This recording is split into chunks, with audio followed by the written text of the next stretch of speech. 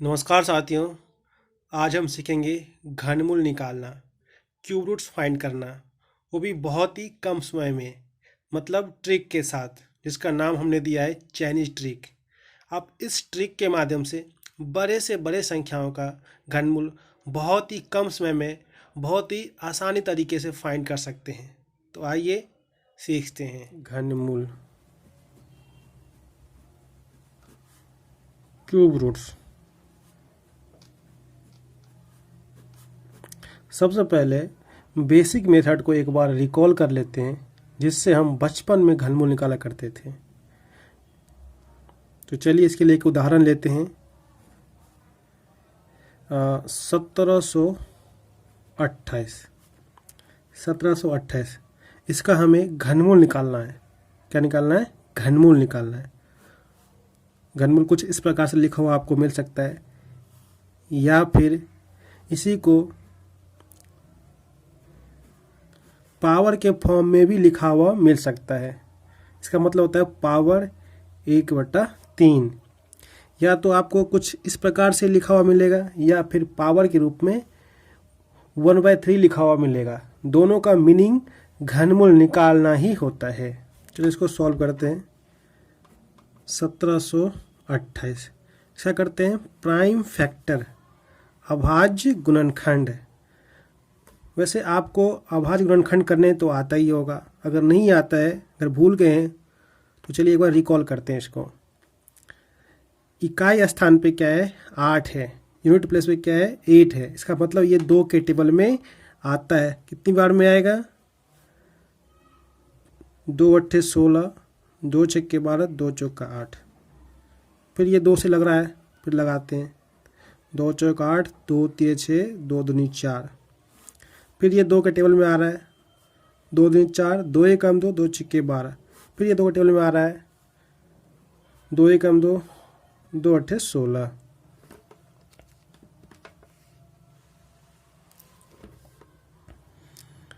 फिर ये 2 के टेबल में आ रहा है। 2 पंचे 10, 2 चौके 8। फिर ये 2 के टेबल में आ रहा है। 2 दूनी 4, 2 सत्ते 14। अब ये 2 के टेबल में नहीं आएगा, तो 3 के टेबल में आएगा। तो 3 से लगाते हैं। 3 9 27, 3 तिया 9, 3 एकम 3।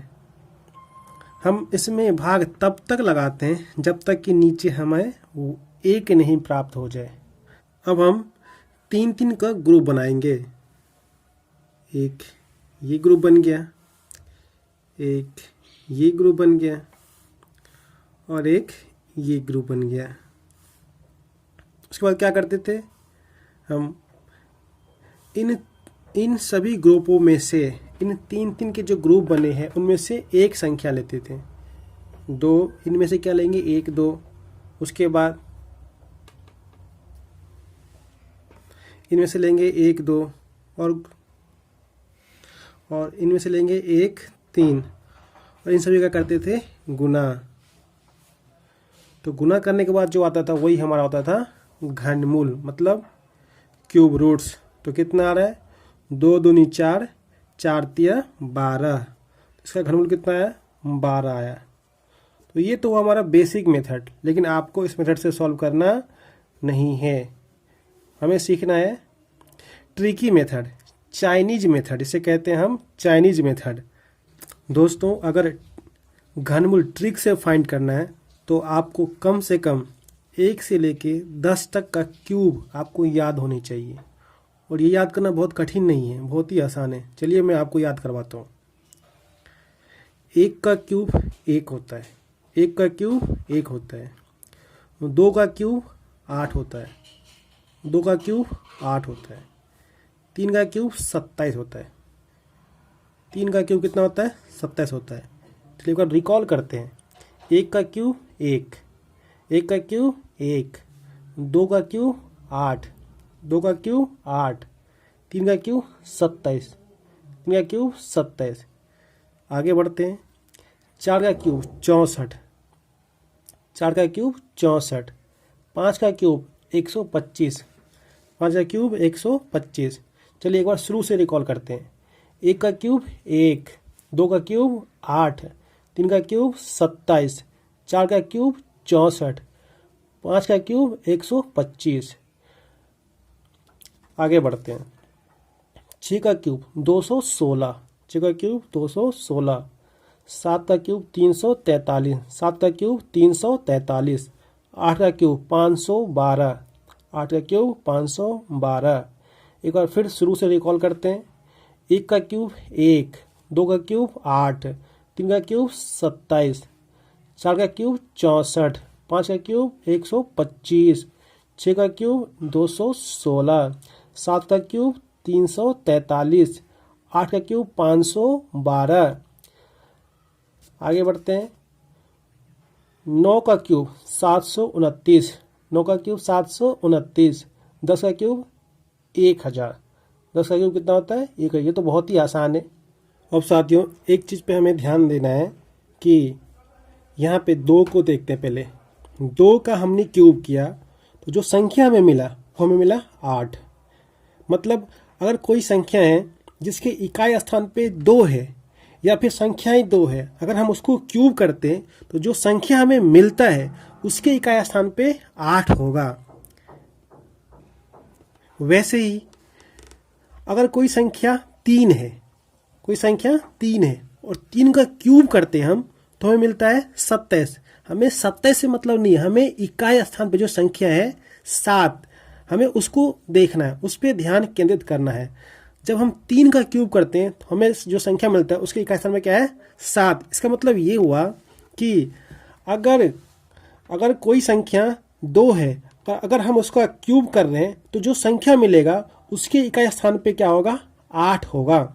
वैसे अगर कोई संख्या 3 है, अगर कोई संख्या क्या है 3 है या फिर कोई संख्या है जिसके इकाई स्थान पे 3 है, उसका अगर हम क्यूब करेंगे तो जो संख्या में मिलेगा उसका जो इकाई स्थान होगा वो होगा 7। वैसे ही इसका उल्टा करते हैं। यहाँ पे देख लेते हैं।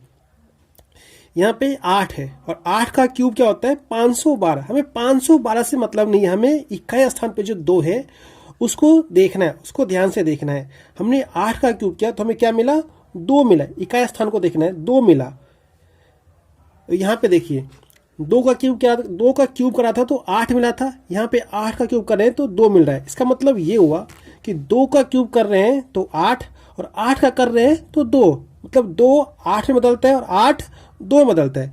वैसे ही 7 का क्यूब कर रहे हैं तो 343 मिल रहा है, 343 मिल रहा है। हमें संख्या से मतलब नहीं है, हमें इकाई स्थान पर जो संख्या जो अंक है उससे हमें मतलब है। यहाँ पे क्या है 3, मतलब 7 का क्यूब कर रहे हैं तो 3 मिल रहा है, 7 का क्यूब कर रहे हैं तो 3 मिल रहा है। वैसे हमने यहाँ पे 3 का क्यूब करा था तो 7 मिला था। इसका मतलब ये हुआ कि यहाँ पे 3 7 में बदल रहा है और 7 3 में बदल रहा है, और जो बाकी अंक बच गए वो अपना सेम का सेम रह जाता है। जैसे 1 का क्यूब करा तो 1 मिला, 4 का करा तो 4 ही मिला, 5 का किया तो 5 ही मिला, 6 का किया तो 6 ही मिला, 8 का किया तो 8 का नहीं 9 का किया तो 9 ही मिला। मतलब 2 8 में बदलता है और 8 2 में बदलता है, 3 7 में बदलता है और 7 3 में बदलता है। और जो बाकी अंक रह गए जैसे 0 1 4 5 6 9, ये सेम रह जाता है। ये क्या होता है सेम रह जाता है। अब हम कुछ उदाहरण करेंगे तो आपको और अच्छे से समझ में आएगा। ये हमारे पास एक संख्या है 39,304, 39,304। इसका निकालना हमें घनमूल। तो सबसे पहले इसके इकाई अंक पे जो अंक है उसे हमें देखना है। तो इसके इकाई अंक पे क्या है 4 है, क्या है 4 है। तो जब हम घनमूल निकालते हैं तो हमें इकाई स्थान पे अगर 4 दिख जाए तो उसका जो घनमूल होगा वो भी कितना होगा, इकाई स्थान पे वो जो घनमूल निकल के आएगा उसके इकाई स्थान पे 4 ही आएगा। ये मैं आपको अभी बताया हूँ, 4 4 में ही बदलता है। तो 4 क्या आ जाएगा 4 का 4 रह जाएगा। उसके बाद हमें करना है इसके बाएं 3 अंक को कट करना है, 3 अंक को करना है कट। उसके बाद जो बच गया 39 39। अब हमें देखना है ये जो 39 है किन संख्या के क्यूब के बीच में आ रहे हैं, किन संख्या के क्यूब के बीच में आ रहे हैं। तो यहाँ पे देखिए ये 3 का क्यूब होता है 27 और 4 का क्यूब होता है 64। तो यहाँ से हमें बिल्कुल पता चल रहा है ये जो 39 है 39 है इन दोनों संख्या के बीच में है। तो अब हमें इन दोनों में से किसी एक को यहाँ पे सेलेक्ट करना है। इन दोनों में से कौन होगा सही आंसर, तो उसके लिए हमें देखना है ये 39 किसके ज़्यादा करीब है, 27 के करीब है या 64 के करीब है। तो आप अगर 39 से 27 को माइनस करेंगे तो आपको मिलेगा 12। कितना मिलेगा 12। और अगर 64 से अगर 39 को माइनस करेंगे तो मिलेगा हमें 25। तो ज़्यादा करीब क्या है 27। इसका मतलब ये हुआ कि यहाँ पे क्या आएगा 3 और इसका जो आंसर होगा, इसका जो क्यूब रूट होगा, घनमूल होगा, वो होगा 34। इस प्रकार से ये हमारा आंसर आ गया 34। अब ऐसे ही हम एक और एग्जाम्पल लेते हैं, दूसरा एग्जाम्पल लेते हैं बी। क्या लेते हैं एग्जाम्पल बी लेते हैं और हमारा जो संख्या है 15,625 इसका निकालना हमें घनमूल। फिर वही दोस्तों इन संख्या को हमें देखना है और इसके और साथ ही साथ हमें क्या देखना है इकाई अंक। इकाई अंक पे क्या है 5 है तो 5 5 में ही बदलता है, 5 5 में ही बदलता है ना। 5 किस में बदलता है 5 में बदलता है। तो इसके बदले हम क्या लिखेंगे यहाँ पे 5। ठीक है, इसके बदले क्या लिखा हमने 5 लिखा। उसके बाद घनमूल निकाल रहे हैं तो 3 अंक को करना है कट। 3 अंक क्या करना है कट। तो यहाँ तक कट हो गया, बचा क्या 15 और हमें देखना है ये जो 15 है किन दो अंकों के बीच, किन दो अंकों के क्यूब के बीच में आ रहा है। तो 3 का क्यूब कितना होता है 27, ये ज़्यादा हो जाएगा ना। 2 का क्यूब होता है हमारा 8, 2 का क्यूब कितना होता है 8 और 3 का क्यूब कितना होता है 27, मतलब ये 15। 8 और 27 के बीच में आ रहा है। अब हमें देखना है कि इन दोनों में से कौन यहाँ पे आएगा, यहाँ पे कौन सा अंक आएगा, 2 आएगा या 3 आएगा तो इन्हीं दो में से कोई एक। तो वही देखना है कि ये 15 किसके नज़दीक है, 8 के नज़दीक है या 27 के नज़दीक है। तो किसके नज़दीक है, किसके नज़दीक है इस 8 के नज़दीक है ना। किसके नज़दीक है इस 8 के नज़दीक। कितना ये 7 कम है, ये 8 क्या है 15 से 7 कम है और ये क्या है ये 12 ज़्यादा है। तो नज़दीक क्या है ये 8 नज़दीक है तो इसके यहाँ पे क्या आएगा 2 आएगा। इस प्रकार से इसका आंसर कितना आ गया 25। इसका आंसर कितना है 25। 15,625 का जो घनमूल होगा वो कितना होगा 25 होगा। कितना होगा 25 होगा। चलिए एक और एग्जाम्पल लेते हैं, एक और सी में हमारा जो संख्या है वो है 32,768। 32,768 का निकालना हमें घनमूल। फिर वही काम करना है, देखना है इकाई अंक पे कौन सा अंक है। इस संख्या का जो इकाई अंक है वो क्या है 8 है। तो 8 किसमें बदलता है 2 में बदलता है।